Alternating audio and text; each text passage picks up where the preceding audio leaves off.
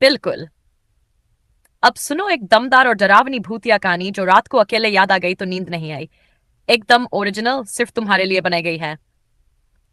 पायल किया राजस्थान का एक सुनसान गांव। समय रात के 2:30 बजे। रात काली थी। चांद बादलों में छुपा था। हवाएं बिल्कुल शांत। लेकिन रघु के कानों में पायल की धीमी छन छन गूंज रही थी। रघु देर रात खेत से लौट रहा था। रास्ता छोटा था लेकिन पुराने कुएं के पास से होकर गुजरता था, जिस जगह के बारे में सब कहते थे कि वहां वो रहती है। गांव में कहानी थी एक दुल्हन की जो अपनी शादी की रात कुएं में गिरकर मर गई थी। तब से हर पूर्णिमा पर उस कुएं से पायल की आवाज आती थी। रघु को इन बातों पर यकीन नहीं था, लेकिन उस रात जैसे ही वो कुएं के पास पहुंचा, छन छन पायल की आवाज बिल्कुल उसके पीछे से आई। वो रुका, पलटा, कोई नहीं था।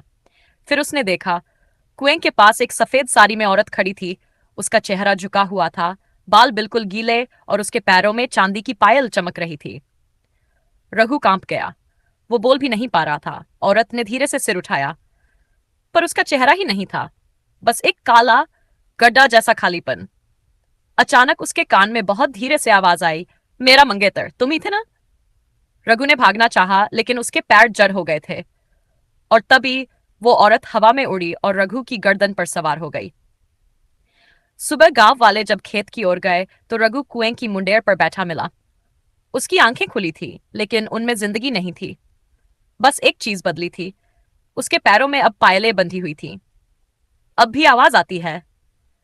कुएं के पास से गुजरो तो लगता है कोई पीछे पीछे चल रहा है। छन, बताओ, डर लगा या नहीं?